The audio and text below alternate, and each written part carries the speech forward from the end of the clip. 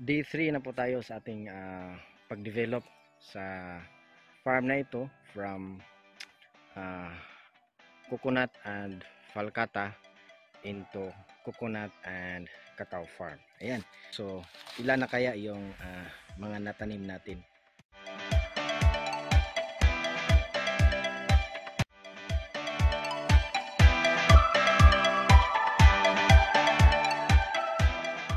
So, ilan na kaya yung mga natanim natin na cacao seedlings? Last time po medyo magulo ito na area. Sobrang dami ng mga damo and meron din yung mga falcata na mga malnourished na ng mga falcata. Ayan. So, ngayon medyo mas malinis na ng kaunti. Ay, nakapagtanim na po tayo ng apat na row na cacao seedlings. Ayan. So, and ngayon magtatanim ulit tayo. Ayan, meron tayong seedlings na naman ulit.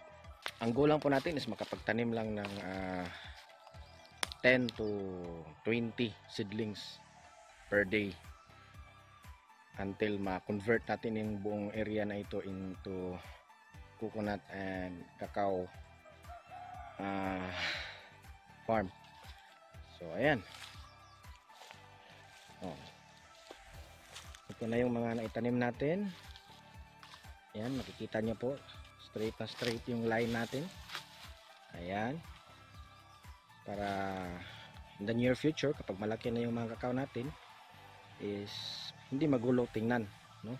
Pwedeng pang tourism. Yan. Kasi binabalak namin na in the near future i-open sa public itong farm namin na pwede kayong makapag-visit. As of now, dinidevelop pa namin. So, meron na po tayong naitanim nga na 38. Ayan. 38 na po yung naitanim natin na seedlings as of now. Hindi pa kasama itong itatanim pa lang ngayon. Siguro kapag nasama itong itatanim natin, mga almost 50 na yung matanim natin ito ngayon. Bakit 38 hindi saktong 40? Kasi doon sa dulo mayroon pong coconut, kaya hindi tayo nakapagtanim ng mga dalawang hill kasi ayaw naman natin na sobrang lapit siya sa coconut kasi too much yung shade niya and mamamatay din yung cacao pag nababagsakan siya ng sanga ng niyog. Kaya 3 to 4 meters hindi tayo nagtatanim ng cacao malapit sa coconut. Ayan, so ito na yung progress natin. Ayan yung line 1, ito yung unang line, ito yung pangalawa, ito yung pangatlo, ayan, ito yung pangatlo, ito yung pang-apat. Ayan. Yung tatanim natin ngayon dito na yan sa pang-5, pero maglilinis pa tayo kasi medyo marami pang weeds. So ayun yung ginagawa natin, progressive lang. Hindi naman talaga kailangan na isang bagsakan tanim agad lahat, linisan agad lahat. Kasi kapag nilinisan natin ito agad lahat, tapos bawat araw 10 lang yung maitanim natin, baka pagdating natin sa dulo malalaki na agad yung weeds, hindi pa nataniman. Kaya weeding tapos planting. Yan. Kasi 10 seedlings lang yung kaya natin per day, unless full time natin itong ginagawa. Kasi nagpa-farming tayo, sa atin lang free time. Kasi sa ibang time nagpa-processing din tayo at nagma-market ng ating mga cacao products. Kaya hindi naman boring kasi sa isang araw nakapagtanim ka, nakapag-process ka, nakapagbenta ka pa ng cacao products. So ito na yung progress natin. Unlike dito sa kabilang area, marami ng cacao. Ayan, malalaki na yan sila. Gagawa lang tayo ng separate vlog dyan sa mga cacao na namin na malalaki na. hindi pa masyadong marami ang bunga ngayon kasi ano pa, low peak season pa kasi summer pa eh, El Nino. Pero pagpasok ng bare months, ayan, marami ng harvest at bunga niyan. Ngayon meron naman, pero ang bunga bawat puno, isa, dalawa, tatlo. Unlike sa peak season, pag bare months na punong-puno talaga ng bunga yung mga kakao. Saka actually, kailangan ito ng pruning eh. Siguro pagkatapos na lang natin magtanim dito, mag-pruning tayo sa kabila. Gawa tayo ng vlog about pruning. Ayan. That's all po muna kasi mag-weeding po muna ako dito sa kabila. By the way, nagtanim din pala tayo ng mga crops dito sa in-between ng mga kakao. Nagtanim tayo dito ng luya. Ayan. Meron dyan luya. Dito na raw luya. Tsaka meron pa doon. Ayan na plat. Ano yan, mga turmeric. Kasi nagpa-process din tayo ng pure salabat at pure turmeric powder. Ayan. Message nyo ako pag kailangan nyo ng pure tablea, pure ginger, pure turmeric, at iba pang mga kakao products. Dito naman sa ito na raw, ito ay mga patatas. Kaso hindi pa sila nag-sprout kasi day 3 pa natin eh. Mga patatas. Dito naman is ito, ano yan, mga bombay or onions.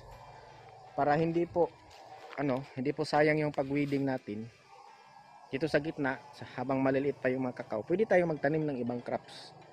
Kasi pag hindi natin tinaniman, sayang yung space, and then mga damo lang ulit ang tutubo. Kasi ito malinis pa ngayon kasi kakatapos lang mag-weeding. Pero after few weeks, tutubo din yung mga damo. Mas maganda na yung luya, turmeric, patatas, saka onion, para imbis na damo, may ano pa tayo, may gulay.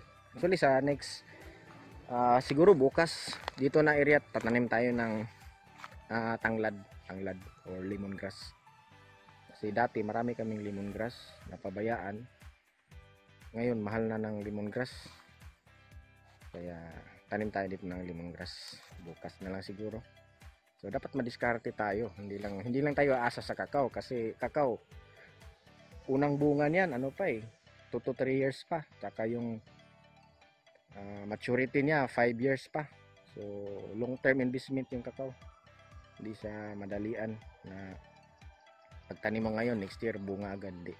Kaya meron tayong mga side crop. Ayan. So yung mga coconuts naman natin malalaki na. Ito okay na to mga coconuts. Meron tayong harvest niyan every 4 months. Nag-harvest tayo ng coconut. Yung palkata unti-unti na naming tinatanggal.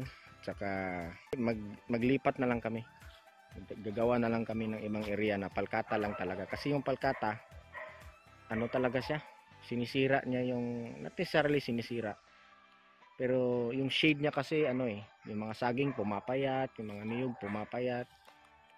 So yan yung mga mistakes namin before, na pag magpalkata pala dapat wag samahan ng ibang tanim or solo lang na palkata. Wag pagsamahin yung palkata at niyog kasi kawawa yung niyog. Saka yung palkata kasi may niyog na payat din. Ayan, payat. Tagal na to, payat. Na iba naman ang malalaki. Pag yung mga lalaki, yung niyog naman ang papayat.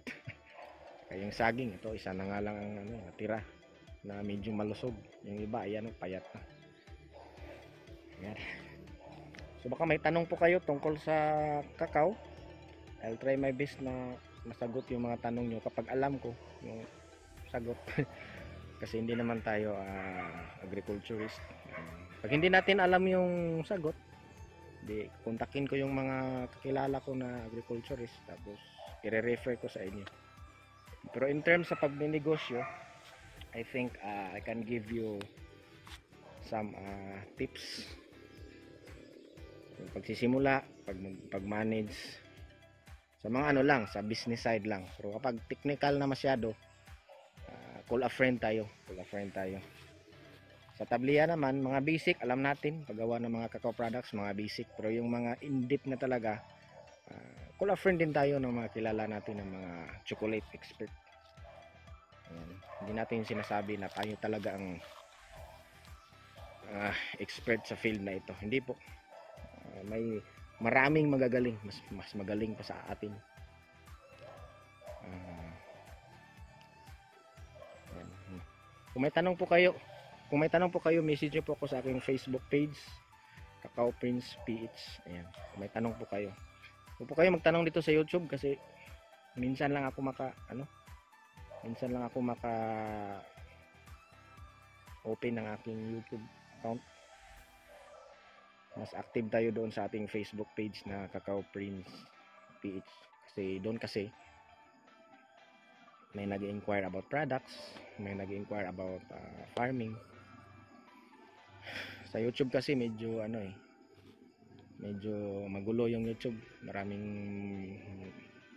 pumapop up kaya mahirapan tayong magsagot kapag sa YouTube kayo nagtanong. Alright. So maraming salamat po. Huwag po kalimutan mag-subscribe sa ating YouTube channel, Cacao Prince TV, at message din, mag-like, mag-follow sa ating Facebook page na Cacao Prince PH. Ayan. So maraming salamat po and see you again sa day 4 ng ating pag-convert sa area na ito from coconut and falcata into coconut and cacao. Ayan.